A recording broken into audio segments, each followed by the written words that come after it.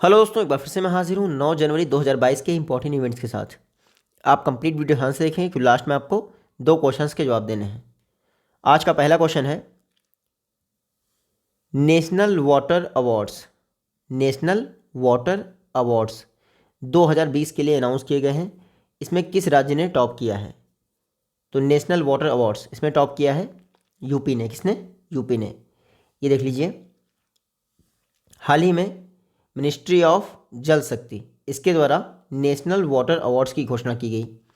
ये तीसरा राउंड है नेशनल वाटर अवार्ड्स का, जो कि 2020 में अनाउंस किया गया है।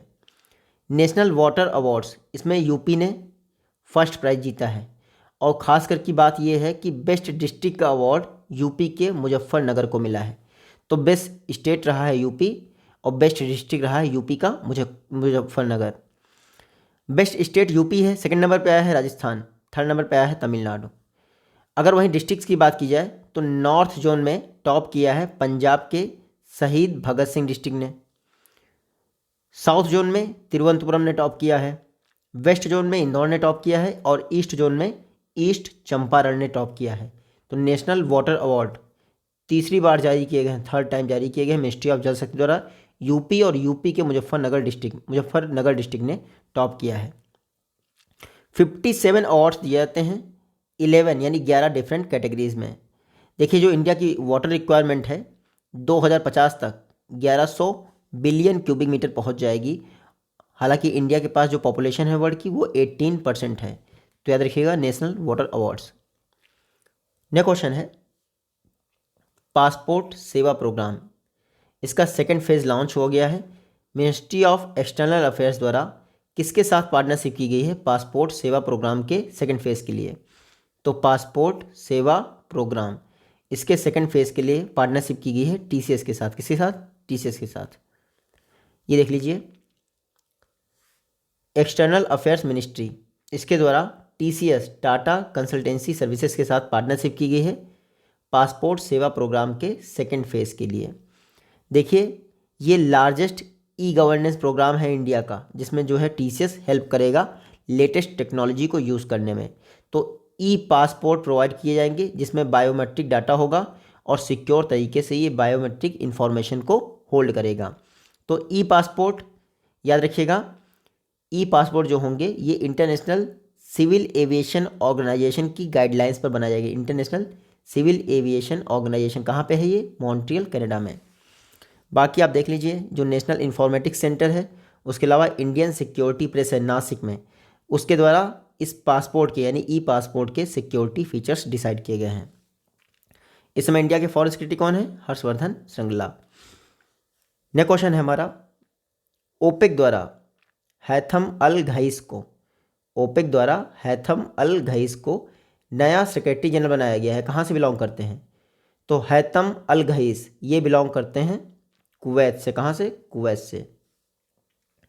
ये देख लीजिए, ये हैं हैथम अल घाइस, ये कुवैत से बिलोंग करते हैं। कहाँ से? कुवैत से। इनको ओपेक ने अपना सेक्रेटरी जनरल बनाया है।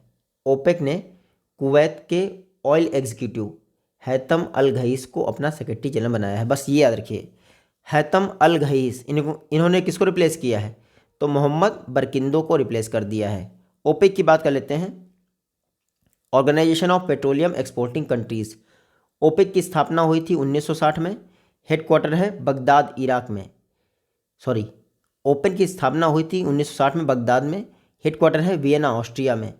टोटल 13 कंट्रीज़ की मेंबर हैं 2020 में। नेक्स्ट क्वेश्चन है, KVIC Khadi and village industries commission द्वारा देश का पहला मोबाइल हनी प्रोसेसिंग वैन किस शहर में लॉन्च किया गया है? तो देश का पहला मोबाइल हनी प्रोसेसिंग वैन ये लॉन्च किया गया है गाजियाबाद में। कहाँ पर? गाजियाबाद में। ये देख लीजिए, KVIC Khadi and village industries commission द्वारा देश का पहला mobile honey processing van Ghaziabad के सिरोरा विलेज में लॉन्च किया गया है। तो गाजियाबाद के सिरोरा विलेज में, याद रखिएगा। जैसा कि नाम से स्पष्ट है, मोबाइल हनी प्रोसेसिंग वैन यानी मोबाइल जो हनी है इसको प्रोसेस किया जाएगा इस वैन में। मोबाइल इसलिए क्योंकि हेयर एंड देयर कहीं भी जा सकती है वैन, तो इसलिए इसका नाम आपको पता ही है मोबाइलाइजेशन का मतलब क्या होता है, ठीक है। ये जो आपका मोबाइल हनी प्रोसेसिंग वैन है 15 लाख की कॉस्ट से इसको बनाया गया है और 8 घंटे में 300 किलो जो है हनी की प्रोसेसिंग की जा सकती है इस मोबाइल हनी वैन में। तो आप ये देख लीजिए ज़रा सा, पीएम मोदी की इमेज बनी है यहाँ पे, ये है PM Modi ji, mobile honey processing van, कहाँ पे? Ghaziabad district of UP. तो यूपी इस समय बहुत चर्चा में है क्योंकि चुनाव होने वाले हैं। प्राइम मिनिस्टर मोदी जी का सपना है स्वीट क्रांति, स्वीट रिवॉल्यूशन, जो कि हनी प्रोडक्शन से रिलेट करता है। केवीआईसी की बात करें, khadi and village industries commission, 1956 में केवीआईसी एक्ट पास हुआ था, जिसके आधार पर 1957 में केवीआईसी की स्थापना की गई थी। हेडक्वार्टर है मुंबई में, चेयरपर्सन है Vinay Kumar Saxena. Ministry of MSME के तहत केवीआईसी काम करता है। नेक्स्ट क्वेश्चन है, आयशा मलिक किस देश के सुप्रीम कोर्ट की पहली महिला जज बनी है? तो आयशा मलिक पाकिस्तान के सुप्रीम कोर्ट की, कहाँ के? पाकिस्तान के सुप्रीम कोर्ट की पहली महिला जज बनी है। बस कुछ खास नहीं है, ये देख लीजिए, ये हैं आपकी आयशा मलिक। कौन है? आयशा मलिक पाकिस्तान के सुप्रीम कोर्ट की फर्स्ट जज बनी है आयशा मलिक, नाम याद रखिएगा। तो बस और कुछ खास नहीं है, नाम याद रखिए और कंट्री याद रखिए। आयशा मलिक पाकिस्तान की फर्स्ट वुमेन सुप्रीम कोर्ट जज हैं। तो जो जुडिशल कमीशन है पाकिस्तान का, उसने अपॉइंट कर दिया। अच्छा, पाकिस्तान का जो सुप्रीम कोर्ट है उसके चीफ जस्टिस कौन है? गुलजार अहमद। आयशा मलिक पाकिस्तान के सुप्रीम कोर्ट की पहली महिला न्यायाधीश हैं। पाकिस्तान की कैपिटल आपको पता ही है, करेंसी है पाकिस्तानी रुपी। प्रेसिडेंट कौन है? आरिफ अलवी। प्राइम मिनिस्टर हैं इमरान खान। पाकिस्तान और इंडिया को जो डिवाइड करने वाली लाइन है उसका नाम है रेड क्लिफ। पाकिस्तान और अफगानिस्तान को डिवाइड करने वाली डूरन लाइन। अच्छा, रेड क्लिफ लाइन जो है कितनी कंट्रीज़ को इंडिया से डिवाइड करता है? नेक्स्ट क्वेश्चन है हमारा, किस राज्य सरकार द्वारा मिल्क प्रोडक्शन को बूस्ट करने के लिए नेशनल डेयरी डेवलपमेंट बोर्ड के साथ एग्रीमेंट किया गया है? तो हाल ही में असम गवर्नमेंट ने, किसने? असम गवर्नमेंट ने NDDB national dairy development board के साथ एग्रीमेंट किया है मिल्क प्रोडक्शन को बढ़ाने के लिए। तो ये देख लीजिए, असम गवर्नमेंट और NDDB national dairy development board, इन्होंने पार्टनरशिप की है मिल्क प्रोडक्शन को बढ़ाने के लिए। एग्रीमेंट के तहत 2000 करोड़ का एक जॉइंट वेंचर सेटअप किया जाएगा, जहां पर 10 लाख लीटर मिल्क की प्रोसेसिंग की जा सकेगी। तो इस एग्रीमेंट के तहत 6 नए यूनिट स्थापित किए जाएंगे, बस इतना याद रखिएगा। NDDB national dairy development board की बात करें, 1965 में इसकी स्थापना हुई थी। हेडक्वार्टर है गुजरात में। इसके फाउंडर कौन थे? वर्गीस कुरियन। वर्गीस कुरियन को father of India's white revolution कहा जाता है, यानी मिल्क रेवोल्यूशन। ऑपरेशन फ्लड इन्होंने लॉन्च किया था जनवरी 1970 को, ऑपरेशन फ्लड। नेक्स्ट क्वेश्चन है, एक बुक लॉन्च की गई है, Gandhi's assassin the making of Nathuram Godse and his idea of India. ये बुक किसने लिखी है? तो गांधीज असैसिन, ये बुक लिखी गई है धीरेन्द्र के झा द्वारा, धीरेन्द्र कुमार झा। ये देख लीजिए, बुक का नाम है गांधीज असैसिन। बुक को लिखा है धीरेन्द्र कुमार झा ने, जो कि जाने माने जर्नलिस्ट हैं। इनका बुक का नाम है Gandhi's assassin the making of Nathuram Godse and his idea of India. Basically इस बुक में इन्होंने ये बताया है कि गोडसे का ताल्लुक यानी रिलेशनशिप ऐसे एक ऑर्गेनाइजेशन था जिसके विचारों में आकर गोडसे ने गांधी की हत्या कर दी, गांधी जी की हत्या कर दी। तो गांधीज असैसिन बुक का नाम याद रखिएगा, धीरेन्द्र कुमार झा ने लिखी है। NSO नेशनल स्टैटिस्टिकल ऑफिस के हिसाब से फिनेंशियल ईयर 2021-22 में इंडिया की GDP ग्रोथ रेट क्या रहने वाली है? तो NSO, इसके हिसाब से इंडिया की GDP ग्रोथ रेट रहेगी 9.2%। कितनी? 9.2%। देखिए, NSO नेशनल स्टैटिस्टिकल ऑफिस, इन्होंने फिनेंशियल ईयर 2021-22 के लिए GDP ग्रोथ रेट का फर्स्ट एडवांस एस्टिमेट जारी किया है। NSO के हिसाब से 9.2% रहेगी इंडिया की GDP ग्रोथ रेट, और ये इंपॉर्टेंट है इसीलिए मैंने ले लिया है।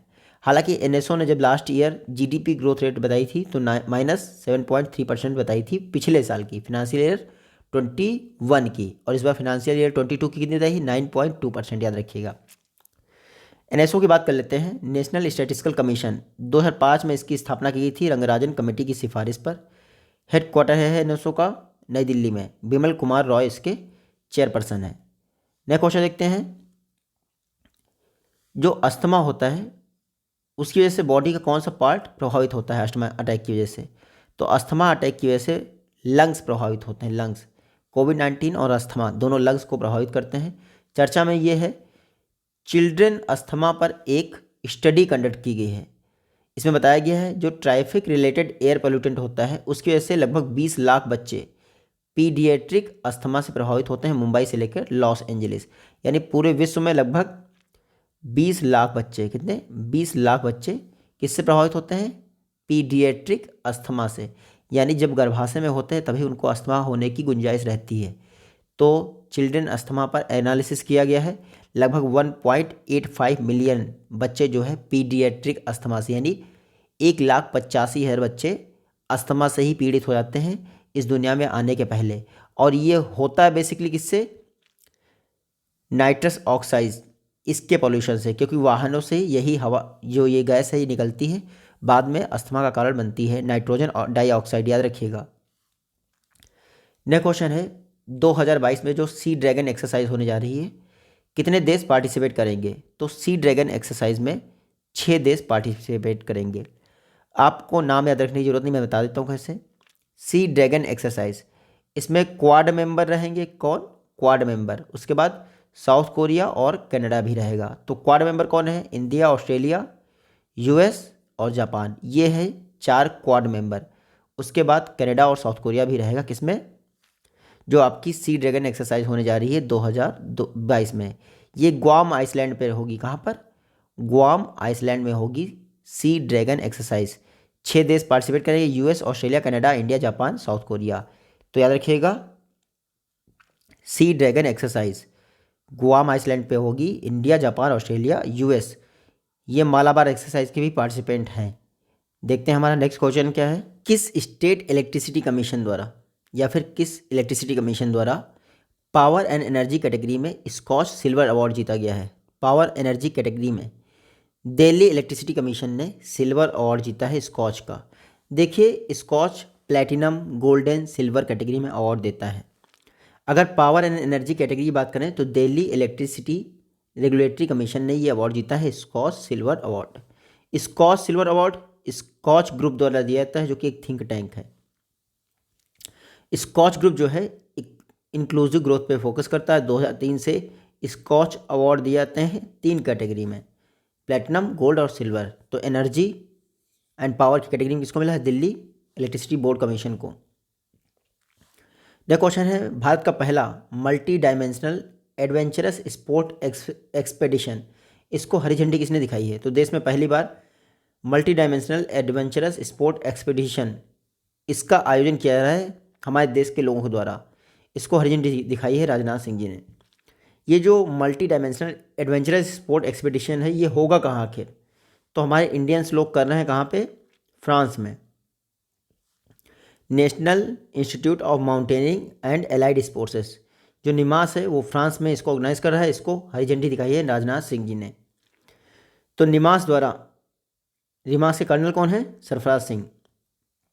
इंडिया से 12 लोग गए हैं आपके इस मल्टी डायमेंशनल एडवेंचरस स्पोर्ट में पार्टिसिपेट करने। आल्पस जो पर्वत रेंज है उस पर इस स्पोर्ट को कंडक्ट किया जाएगा, हरी झंडी दिखाई है राजनाथ सिंह जी ने। नेक्स्ट क्वेश्चन है इंडिया और किस देश के बीच में डिजास्टर मैनेजमेंट पर एमओयू साइन किया गया है, मेमोरेंडम ऑफ अंडरस्टैंडिंग। इंडिया और तुर्कमेनिस्तान ने मेमोरेंडम ऑफ अंडरस्टैंडिंग साइन किया है डिजास्टर मैनेजमेंट। ये देख लीजिए, इंडिया और तुर्कमेनिस्तान ने डिजास्टर मैनेजमेंट, आपदा प्रबंधन के सहयोग पर क्या किया था, एमओयू साइन किया था, जिसको यूनियन कैबिनेट ने अप्रूव कर दिया है। ये एमओयू इंडिया और तुर्कमेनिस्तान के बीच में हुआ था कि आपस में डिजास्टर मैनेजमेंट मैकेनिज्म से एक दूसरे को फ़ायदा पहुंचाएंगे। तो आप अगर तुर्कमेनिस्तान देखना चाहें तो देख लीजिए, कैस्पियन सी के पास उज्बेकिस्तान, ईरान और अफगानिस्तान के बीच में कंट्री है तुर्कमेनिस्तान। अशगाबाद इसकी कैपिटल है तुर्कमेनिस्तान की, कैस्पियन सी के पास है ये कंट्री। बाकी तुर्कमेनिस्तान की कैपिटल मैंने आपको बता दी, करेंसी है मनत, और प्रेसिडेंट का नाम नहीं पढ़ूंगा मैं। नेक्स्ट क्वेश्चन है स्टार्टअप इंडिया स्कीम किस वर्ष लॉन्च की थी। तो स्टार्टअप इंडिया स्कीम लॉन्च की थी 2016 में, हालांकि इसकी घोषणा 2015 में ही कर दी गई थी लाल किले से। चर्चा में क्यों है startup India scheme. DPIIT, department for promotion of industries and internal trade, ये क्या करने जा रहा है, startup India innovation week organize करने जा रहा है 10 से 16 जनवरी तक। स्टार्टअप इंडिया इनोवेशन वीक कौन ऑर्गेनाइज करेगा, DPIIT, याद रखिएगा पहली बात तो 10 से 16 जनवरी। स्टार्टअप इंडिया इनोवेशन वीक में वर्चुअल इनोवेशन सॉल्यूशन होगा देश की आज़ादी के 75 साल पूरे होने की खुशी में। तो स्टार्टअप इंडिया इनोवेशन वीक 10 से 16 जनवरी। स्टार्टअप इंडिया कैंपेन की बात करें 2015 में प्राइम मिनिस्टर मोदी जी ने लाल किले से घोषणा की थी स्टार्टअप इंडिया कैंपेन की। बाद में स्टार्टअप इंडिया स्कीम लॉन्च कर दी गई 16 जनवरी 2016 को। इसीलिए 10 से 16 तक क्या चलेगा, स्टार्टअप इंडिया इनोवेशन वीक। कौन ऑर्गेनाइज करेगा, DPIIT मिनिस्ट्री ऑफ कॉमर्स के तहत आता है। नेक्स्ट क्वेश्चन है सिडनी पॉइटियर हाल में निधन हो गया। ये क्या थे, किससे रिलेटेड थे, तो सिडनी पॉइटियर जाने माने एक्टर थे, हाल ही में इनका निधन हो गया। ये देख लीजिए, बहामास मूल के अमेरिकी एक्टर थे सिडनी पॉइटर, हाल ही में इनका निधन हो गया। तो एकेडमी अवार्ड भी जीत चुके हैं सिडनी पॉइटर, याद रखिए 1964 के ऑस्कर अवार्ड में बेस्ट ऑस्कर अवार्डी रहे हैं सिडनी पॉइटर। बहामास के एक्टर थे, अमेरिकी मतलब बहामास मूल के अमेरिकी एक्टर थे सिडनी पॉइटर, हाल ही में निधन हो गया। और कल मैंने आपको बताया था शिलोंग यानी मेघालय के जाने माने म्यूजिक कंपोजर नील नोंग किनरी का निधन हो गया था, नील नोंग किनरी, और आज निधन हो गया सिडनी पॉइटर का। तो ये आज की वीडियो से क्वेश्चन है, आई होप कि आप इजीली इनका जवाब दे पाएंगे। जल्दी ही मिलते हैं आपसे नेक्स्ट वीडियो में, take care, good bye and जय हिंद।